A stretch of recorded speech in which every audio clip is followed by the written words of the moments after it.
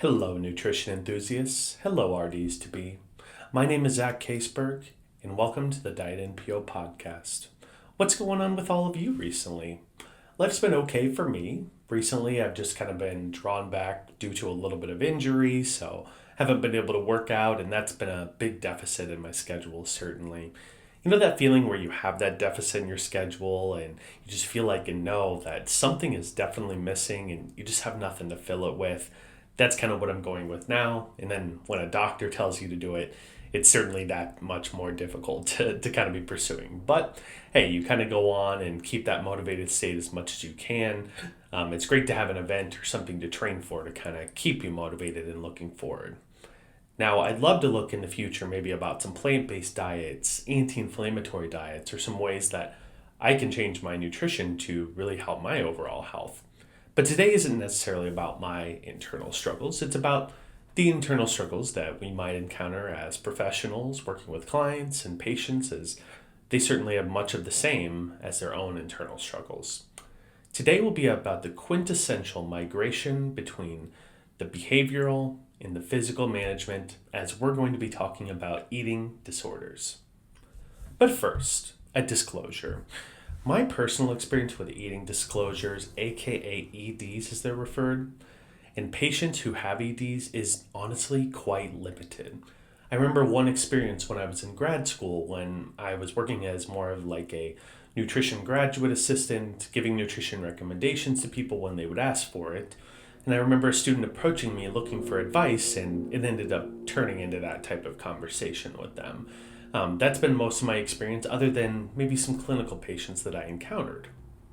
Now, when it comes to the EDs, what I'll be discussing today will be really the purpose of the medical nutrition therapy recommendations per the Academy of Nutrition and Dietetics. If you or someone you know is struggling with ED, I'd recommend reaching out to the appropriate resources such as the nationaleatingdisorder.org. Since my knowledge is limited, let's make sure that I'm up to speed on my ED's info and that you're up to speed with me. EDs are commonly characterized as psychiatric illnesses with persistent disturbances in eating habits or weight control behaviors. When these disturbances actually impact your physical, psychological functioning, this is known as an eating disorder. EDs are diagnosed under the DSM-5, and we're going to break down each of these disorders today, discuss some of those signs and symptoms, as well as maybe a little bit of the pathology of the condition, as well as going into some of the MNT management.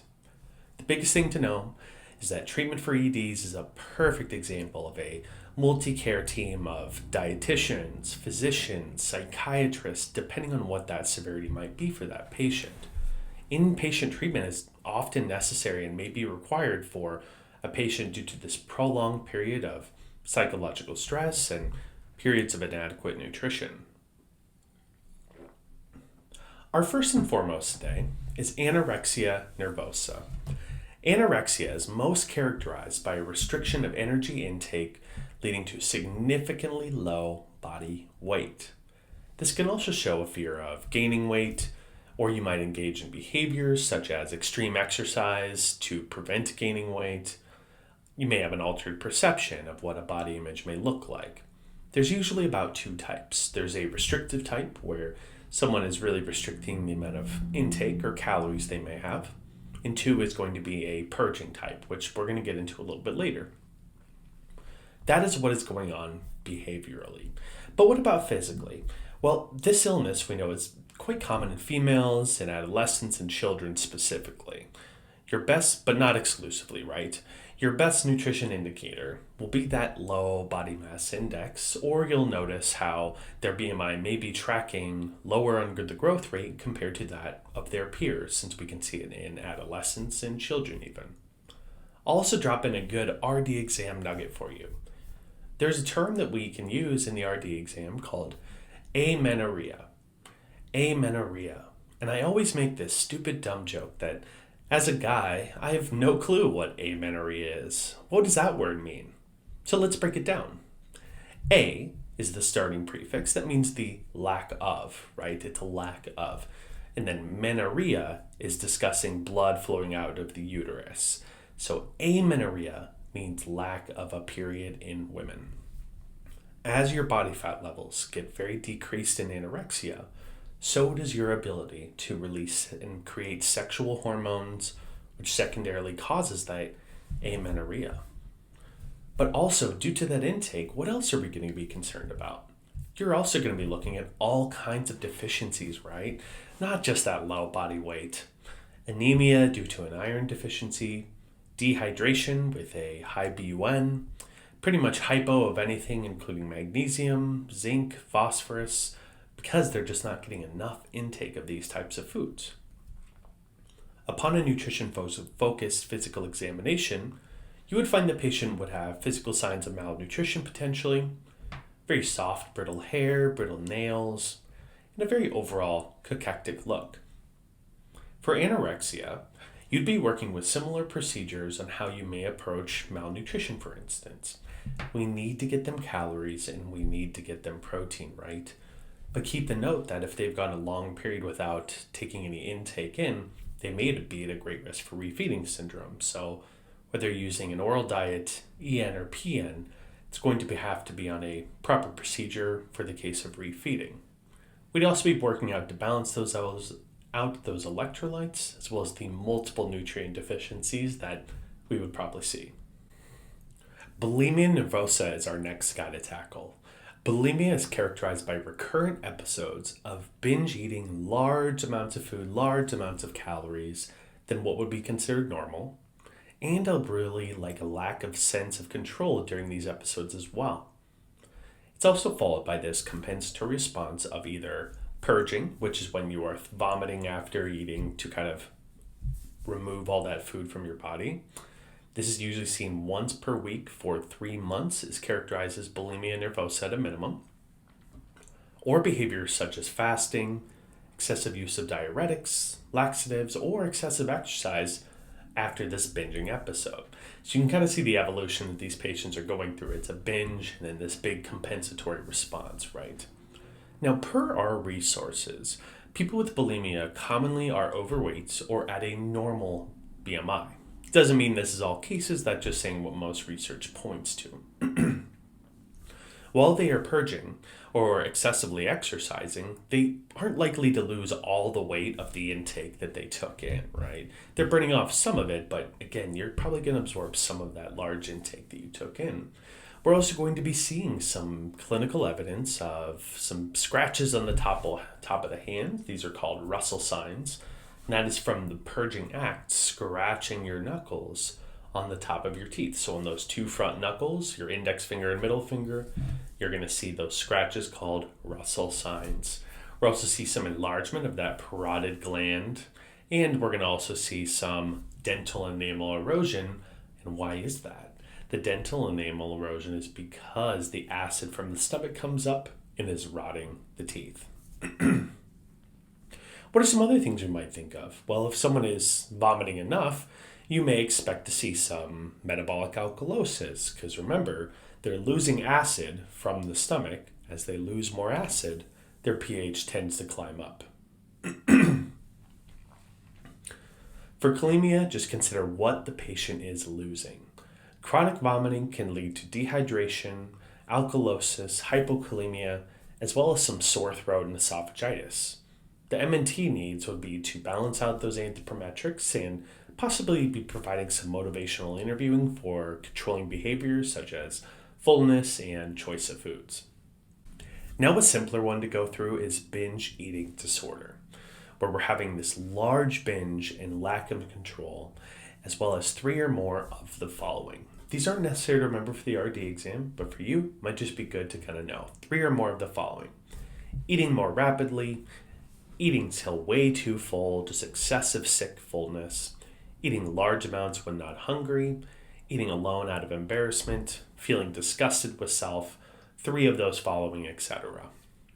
We're looking at least once per week for 3 months.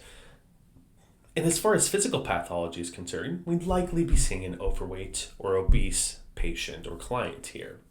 Hyperglycemia, dyslipidemia, even maybe hypertension due to those high levels of sodium intake, because they're really just intaking too much. And so it's not like they're purging it up in this case, it's just the intake that we're concerned with. A last one to consider could be one of the newest we've heard of. This is avoidant/restrictive food intake disorder. Avoidance or restrictions of food intake that is associated with one or more of the following instances would be characteristic of this: significant weight loss, significant nutritional deficiency, dependence on EN or oral nutrition supplements, or a marked interference with psychosocial functioning. With a patient, this could be a child who is really selective with the types of texture of a food. In an adult, it could be something like an adult who has this perception that all foods other than salad are unhealthy. And you know that if you're just eating leafy greens, well, you're getting plenty of vitamin K, but you're not going to get all of the other vitamins and minerals that you need for your body. So this is kind of seen with this avoidant or restrictive ideal. What we're likely to see with these patients is nutritional deficiencies due to that restrictive eating, weight loss, malnutrition, decreased growth rate, and some bradycardia. I love EDs as a topic, and for anyone that's in recovery, considering recovery, I want to say we're behind you, and you should always feel free to come to, an RD that you trust if you feel you want to talk about eating, because, that's what we're here for, and we'd love to get you the resources you need.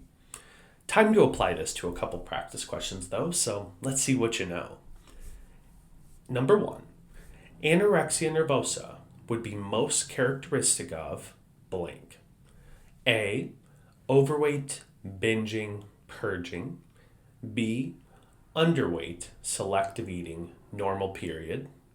C, underweight, amenorrhea, anemia. Or D, obesity, binging, emotional eating. Let's tackle those again, and I'm going to rule out which ones I don't like. That's our strategy.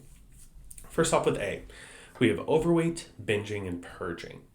Now this may be characteristic of bulimia nervosa potentially, but no, I don't think anorexia is going to fit with overweight, so I would actually remove A first there.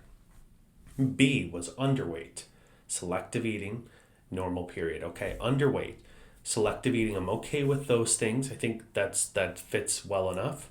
Normal period though, no, I think they're going to have a abnormal period if anything.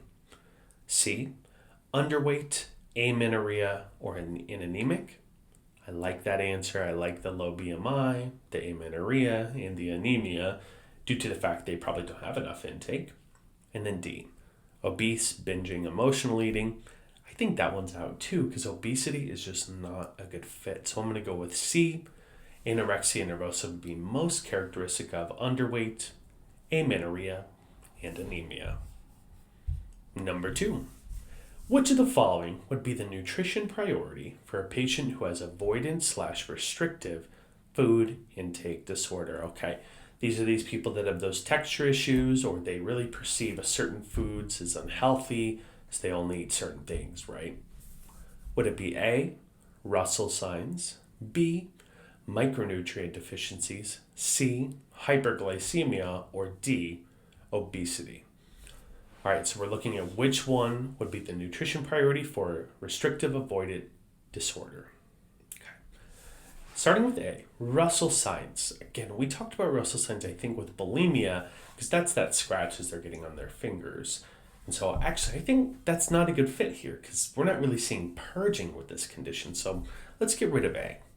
For B, micronutrient deficiencies, I'm okay with that. I'm going to hold on to that just because I feel when they're very selective or restrictive with what they eat, this can bring up some micronutrient deficiency. So let's see. C is hyperglycemia. This is high blood sugars. I don't think that's going to be a good fit for this.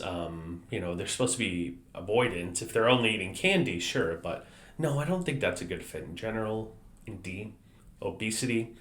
No, I don't think it's going to be obesity. If anything, I'll bet they're going to be underweight due to that selective or restrictive eating pattern. So I would say B, micronutrient deficiencies, is the best fit for a nutrition priority for avoidant restrictive food intake disorder. All right, now to the good, bad, and the ugly a little bit since you all worked so hard today. Well, it's that time of year again. The winter season always keeps coming in, but occasionally you'll get sick of staying in and you'll head out in the cold and say, hey, let's go out for something. Our town is very well known for restaurants, but not exactly like original restaurants. Don't let it fool you. I'm pretty sure we still hold the record for most restaurants per square mile, and most of them are chains. So it's a real joy. So when a new spot pops up, that's actually original, we have to try it. And the other night we hit this restaurant called Froth and Fork, which was like a small fusion bar mainly, and it's in a bit of a dead part of town, but they had excellent service, excellent food, and it was a really good go-to for the price too.